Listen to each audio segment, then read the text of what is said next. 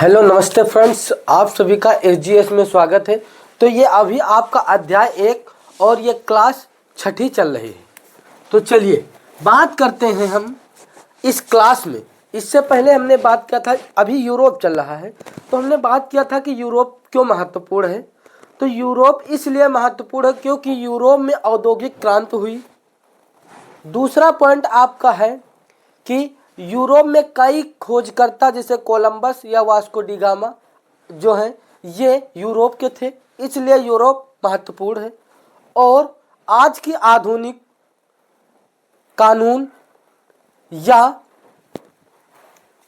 कानून है, कला है और जो आज की संस्कृत है, ये सब जो है यूरोप क्या है, यूरोप से है, इसीलिए यूरोप जो है महत्वपूर्ण है। आप बताइए कि यूरोप क्यों महत्वपूर्ण है। पहली बात क्या हमने बात किया है, चलिए बात कर लेते हैं। हमने बात किया हूं कि आज की आधुनिक में राजनीति, ये आज की आधुनिक राजनीति और आपका हो गया कानून। दूसरा क्या है, कला, यानी 3 राजनीतिक, कानून, विज्ञान और कला, ये सब यूरोप के हैं। और यूरोप के खोजकर्ता जैसे कोलंबस, वास्को डी गामा, ये जो है भारत में, यूरोप से भारत में आए पहली बार, तो ये जो है ये खोजकर्ता रहे और औद्योगिक क्रांति यूरोप में हुई, इसीलिए यूरोप प्रसिद्ध है। इससे पहले एक हमने हड़प्पा बात किए थे, हड़प्पा में ईंट, मनके और अस्थियां यानी हड्डियां के बारे में बात किए थे। तो चलिए उसको हटाइए और ये हम बात करते हैं। कल हमने बताया था कि आबादी, चरित्र और शासन के ढर्रे शुरू हुए। तो आबादी चरित्र क्या है, चरित्र क्या है, किसी इंसान का चरित्र क्या है।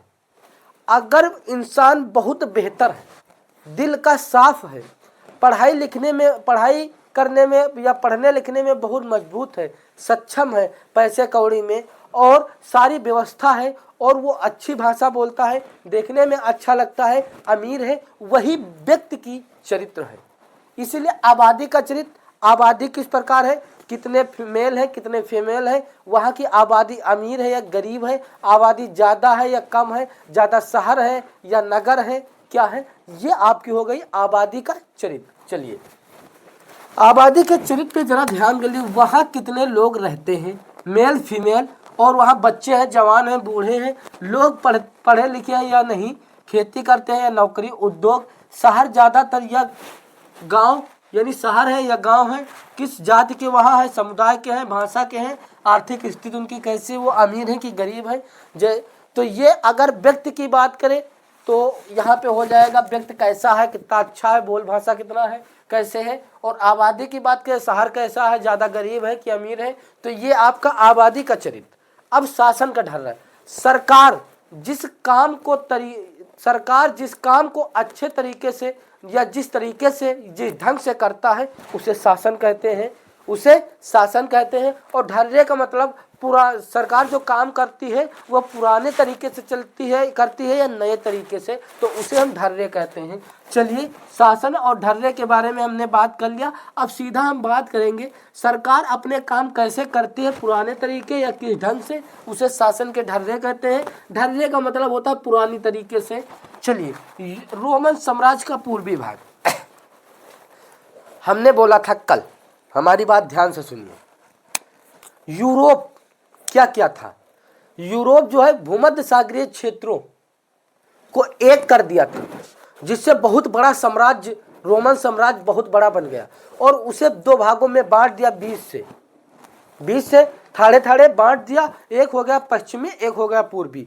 तो ये हम बात करेंगे पूर्वी के बारे में, क्योंकि पश्चिमी ज़्यादा दिन तक नहीं टिका और जीरो की कोई वैल्यू नहीं होती है अगर देखा जाए। और जो है पश्चिमी के बारे में बात करेंगे, थोड़ा लेट में बात करेंगे, पूर्वी के बारे में बात कर ले, क्योंकि पश्चिमी जब उसका पतन हो गया, वो धीरे धीरे कमज़ोर होने लगा। उसे जर्मन का एक नेता ने जो है मतलब पतन किया था, उसे खत्म किया था। और ये रोमन साम्राज्य किसने बनाया था, एक जो है संगणत या गणराज्य हुआ था। गणराज्य का मतलब गांव के, जैसे गांव है, गांव में 10 नेता हैं और 10 नेता मिलकर किसी व्यवस्था को या किसी ढंग को अच्छी तरीके से करें, उसे गणराज्य कहते हैं। तो गणराज्य से एक नेता निकल के जो है रोमन साम्राज्य की गद्दी पर बैठा और वो रोमन का साम्राज्य बन गया। उसके टोटल बारे में हम डिटेल करेंगे, बात करेंगे। चलिए अब हम बात कर ले सीधा रोमन साम्राज्य के पूर्वी भाग। ये अगर आप रोमन साम्राज्य के पूर्वी भाग के बारे में बात कर ले, आपके पास अगर बुक हो तो आप मध्यकालीन इतिहास सतीश चंद्रा की निकाल लीजिए। अगर हो तो वहां पे देखिए यूरोप में रोमन साम्राज्य के पूर्वी भाग की राजधानी से शुरू करिए और देखिए एकदम टू कॉपी, यही सब आसान से लिखा है, कुछ अलग से नहीं है। चलिए हम बात करते हैं रोमन साम्राज्य के पूर्वी भाग की राजधानी कुस्तंतनिया है। क्या है? कुस्तंतनिया। किसकी? रोमन साम्राज्य के पूर्वी भाग की राजधानी। इसे इतिहास में पूर्वी रोमन साम्राज्य भी कहा जाता। रोमन साम्राज्य का पूर्वी भाग या फिर क्या कहते हैं, रोमन पूर्वी साम्राज्य या पूर्वी रोमन साम्राज्य। क्या हम कह सकते हैं, बताइए क्या हम कह सकते हैं? हम कह सकते हैं रोम साम्राज्य का पूर्वी भाग, यानी रोम जो है यहाँ साम्राज्य करता था और उसकी राजधानी, रोम की राजधानी क्या थी? ये रोम राजधानी हो गई। इसे दो भागों में बांट दिया, तो एक हो गया पश्चिमी, एक हो गया पूर्वी। पूर्वी भाग की राजधानी कुस्तंतनिया, और इसे इतिहास में पूर्वी रोमन साम्राज्य भी कहते हैं। अब चलिए रोमन साम्राज्य का पूर्वी भाग कह लीजिए, चाहे आप पूर्वी रोमन साम्राज्य कह लीजिए, पूर्वी रोमन साम्राज्य और पश्चिमी रोमन साम्राज्य, या रोमन साम्राज्य का पूर्वी भाग या पश्चिमी भाग, कुछ भी कह लीजिए, कह सकते हैं कि नहीं बेटा? चलिए नेक्स्ट क्या है, नेक्स्ट आपका दिया गया है कि पूर्वी रोमन साम्राज्य का मशहूर नाम बाइजेंटाइन साम्राज्य है। यानी जो पूर्वी रोमन साम्राज्य है, जैसे पूर्वी रोमन साम्राज्य है, उसका एक मशहूर नाम बहुत फेमस है, ये नाम है बाइजेंटाइन साम्राज्य। बाइजेंटाइन साम्राज्य। नेक्स्ट क्या दिया गया है? रोम साम्राज्य बहुत बड़ा, इसलिए इसे दो भागों में बांट दिया, पूर्वी रोम और पश्चिमी रोम। अभी हम बताएं यूरोप ने भूमध्य सागरीय क्षेत्र के ये क्षेत्रों को एक कर दिया, जिससे रोमन साम्राज्य बहुत बड़ा हो गया। और जब बहुत बड़ा हो गया तो रोमन साम्राज्य को दो भागों में बांट दिया गया, डिवाइड कर दिया गया, पूर्वी और पश्चिमी। इतनी बात समझ में आएगी। पूर्वी हिस्सा ज़्यादा मजबूत, अमीर तथा लंबा चला। पूर्वी हिस्सा जो है बहुत मजबूत था, वहाँ के लोग अमीर थे और ज़्यादा समय तक चला। पश्चिमी के लोग गरीब थे और ज़्यादा समय तक नहीं चला, वो इसलिए गरीब। तो उसके बाद बात करें, यह साम्राज्य लगभग 1000 साल तक चला। ये साम्राज्य जो रोमन साम्राज्य था, पूर्वी रोमन साम्राज्य, जो है बाइजेंटाइन साम्राज्य के नाम से फेमस था, ये लगभग 1000 साल तक चला। 1000 साल तक चला। उसके बाद हम बात करें ले कि ये 476 ईस्वी में पश्चिम रोम साम्राज्य खत्म हो गया। और खत्म होने के बाद, यानी जो पश्चिम रोम साम्राज्य है, ये 476 में खत्म हो गया। अब ये चला कब? ये रोमन साम्राज्य कब लागू हुआ, कब चला? क्योंकि ये जो है 27 ईसा पूर्व में चला। 27 ईसा पूर्व में चला, यानी ईसाइयों के जन्म से 27 साल पहले जो है क्या, ईसाइयों के धर्म से पहले, जन्म से पहले 27 साल पहले जो है रोमन साम्राज्य था। धीरे धीरे से बांटा, पहले एक किया, एक करने के बाद बांट दिया। फिर क्या हुआ, चलिए, तो ये खत्म होने के बाद पूर्वी रोमन की राजधानी कॉन्स्टेंटिनोपल, या आज का नाम इसे इस्तांबुल है, जो तुर्क में है। यानी जो पूर्वी रोमन की राजधानी क्या है? कॉन्स्टेंटिनोपल। आज इसको किस नाम से जाना जाता है? इस्तांबुल के नाम से जाना जाता है, जो तुर्क में है, यानी तुर्की में है। इतनी बात समझ में आ गई। तो पूर्वी रोमन की राजधानी कुस्तंतनिया या पूर्वी रोमन की राजधानी कॉन्स्टेंटिनोपल आज का इस्तांबुल के नाम से जाना जाता है, जो तुर्क में है। अब आपको समझ में नहीं आया था कि हमने यहाँ कुस्तंतनिया बोला था, यहाँ कॉन्स्टेंटिनोपल बोला और यहाँ पे इस्तानबुल बोला। इस्तानबुल बोला, क्यों बोला? सुनिए, कुस्तनतनिया और कॉन्स्टेंटिनोपल और आज का नाम इस्तानबुल जो तुर्क में है, ये तीनों एक ही है। इतनी बात समझ में आ गई। और एक बैजंतीनी,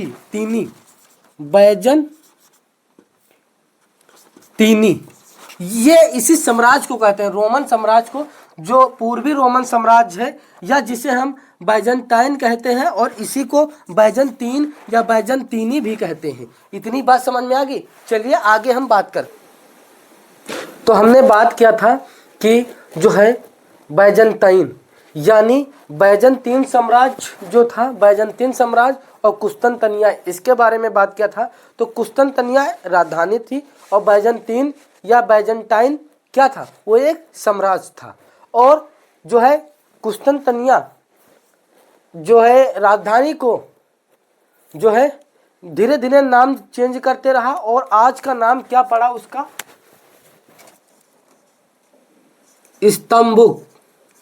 इस्तांबुल। ये इसका नाम, आज इसका नाम क्या है? इस्तांबुल। ये कहाँ पे है बेटा? ये तुर्की में है। अब इसके सम्राट क्या थे, कौन थे? जो रोमन साम्राज्य पूर्वी भाग का था, इसका सम्राट का नाम जो पड़ा वो तो आप जानते हैं, बैजंतीन साम्राज्य या पूर्वी रोमन साम्राज्य या बैजंताइन, या इसे हम क्या कह सकते हैं? बताइए आप। बैजंताइन या बैजंतीन या पूर्वी रोमन साम्राज्य, इसे हम कह सकते हैं। अभी हमने लिखा है इससे पहले। फिर अब हम बात करेंगे कि ये जो साम्राज्य है, इसका सम्राट कौन है, इसका सबसे बड़ा नेता राजा कौन है? तो इसका सबसे बड़ा राजा कॉन्स्टेंटाइन।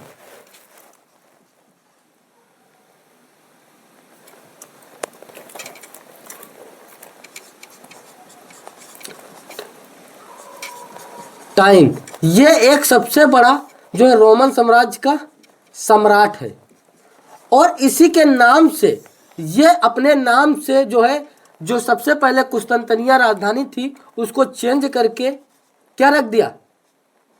कॉन्स्टेंटिनोपल। इसका नाम क्या रख दिया? कॉन्स्टेंटिनोपल। पहले इसका नाम था सम्राट, वो धीरे धीरे अपना राज्य रोमन साम्राज्य के नाम से चलता रहा और ये बाद में मशहूर हो गया। किसके नाम से ये मशहूर हो गया? ये मशहूर हुआ जो है किसके नाम से? बताइए आप। बैजंतीन या बैजंटाइन नाम से मशहूर हुआ या फेमस हुआ, प्रसिद्ध हुआ, मशहूर हुआ। उसके बाद क्या हुआ? उसके बाद ये कॉन्स्टेंटाइन जो सम्राट था, जो राजा था, वो अपने नाम के हिसाब से अपनी राजधानी का नाम दे दिया। तो अपने राजधानी का नाम क्या दिया? कॉन्स्टेंटिनोपल नाम राजधानी का दे दिया। ये राजधानी हो गया। इसमें बहुत डिस्टर्ब या कंफ्यूज हो जाओगे। आप एक बार लिख लीजिए, लिख के कहीं पे रख लीजिए और आप कंफ्यूज नहीं होंगे। बार बार 2-3 बार देख लेना बस। अब ये इसलिए पड़ा, ये जो है कॉन्स्टेंटाइन जो है ये सम्राट है और पूरा जो साम्राज्य है उसे हम इस्तांबुल या हम क्या बोलते, उसे हम पूरे साम्राज्य को क्या बोलते हैं? बैजंतीन या बैजंटाइन या पूर्वी रोमन साम्राज्य, वो हो गया। और ये राजधानी की कुस्तनतनिया या कॉन्स्टेंटिनोपल और आज इसे इस्तांबुल बोलते हैं। और ये जो हमने लिख दिया हूँ कॉन्स्टेंटाइन, ये साम्राज्य राजा का नाम है। इतनी बात समझ में आ गया? चलिए अब हम बात कर रहे हैं बेटा, कॉन्स्टेंटिनोपल ही बैजंटाइन साम्राज्य में है। ये जो है कॉन्स्टेंटिनोपल ही बैजंटाइन साम्राज्य में है। तो क्यों है? ये जो है राजधानी है बैजंटाइन साम्राज्य का। बैजंटाइन साम्राज्य की राजधानी कॉन्स्टेंटिनोपल है। तो नेक्स्ट क्या आपका है, आज इसी शहर का नाम इस्तांबुल रख दिया गया। क्या रख दिया गया है, इस्तांबुल, इसका नाम रख दिया गया है इस्तांबुल। अब आप बताइए, जो है राजधानी जो कुस्तनतनिया थी उसका आज का नाम क्या है? अभी हमने लिखा है इस्तांबुल, समझ में आ गया। चलिए, कुस्तनतनिया, कॉन्स्टेंटिनोपल, इस्तांबुल, ये जो है कुस्तनतनिया, इसका नाम चेंज करके कॉन्स्टेंटिनोपल और इस्तांबुल रख दिया। बैजेंटीन, ये जो एक साम्राज्य है इसे बैजेंटाइन साम्राज्य या पूर्वी रोमन साम्राज्य कहते हैं। बैजेंटीन साम्राज्य को या बैजेंटीनी साम्राज्य को बैजेंटाइन साम्राज्य और पूर्वी रोमन साम्राज्य कहते हैं। इसका राजा जो है, इसका राजा कॉन्स्टेंटाइन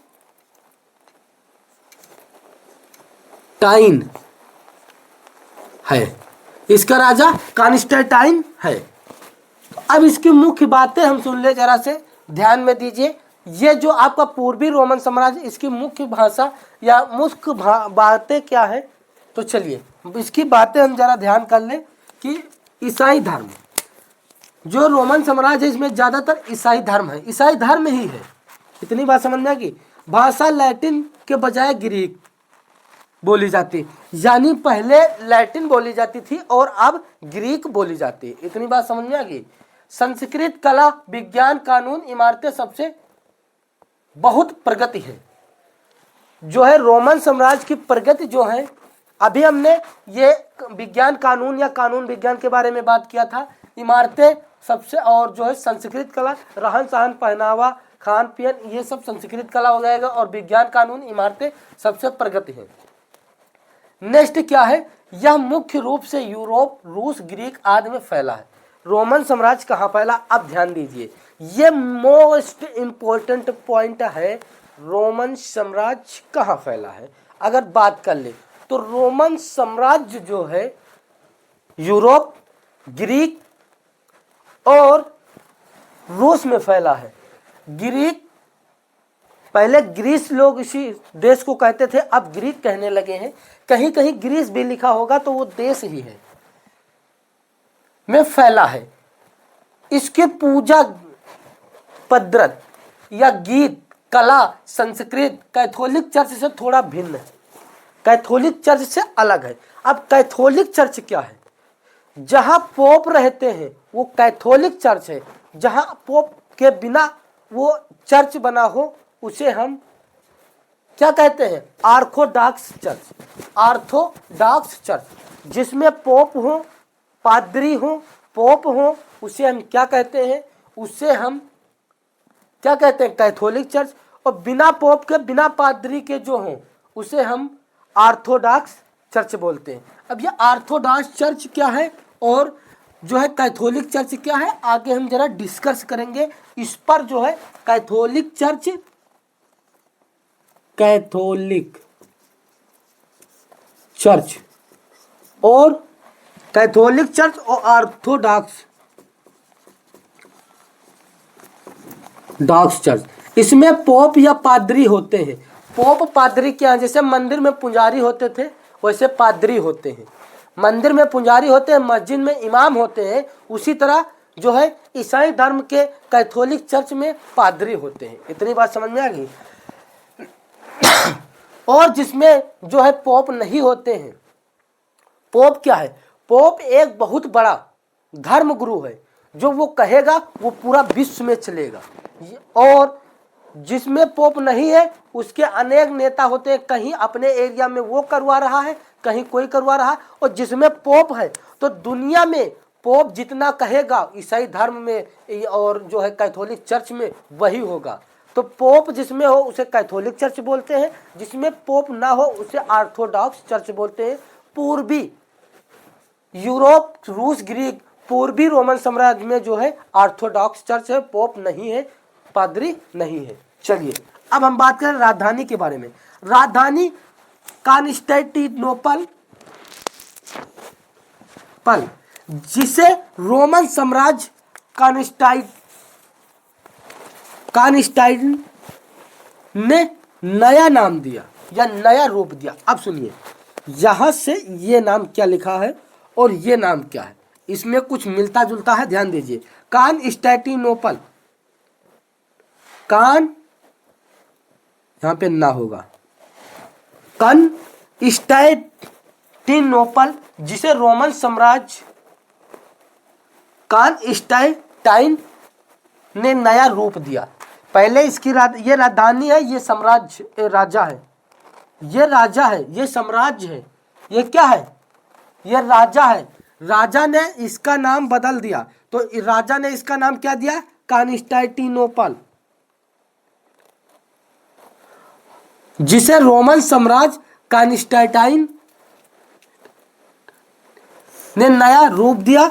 और यह यूरोप एशिया के बीच बहुत बड़ा व्यापार संबंध था।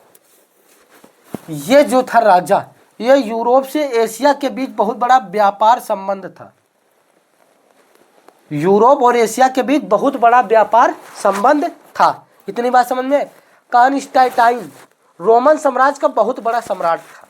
सम्राट का मतलब राजा था। भाषा जो है शुरू में लैटिन यूज करी गई, बाद में ग्रीक या ग्रीस भाषा यूज करी गई। अब यहाँ पे जरा इस पर ध्यान दीजिए, कॉन्स्टेंटाइन और कॉन्स्टेंटिनोपल, ये राजधानी हो गई, ये राजा का नाम हो गया, जो सम्राट है उसे क्या बोलते हैं, कॉन्स्टेंटाइन बोलते हैं। इतनी बात समझ में आएगी।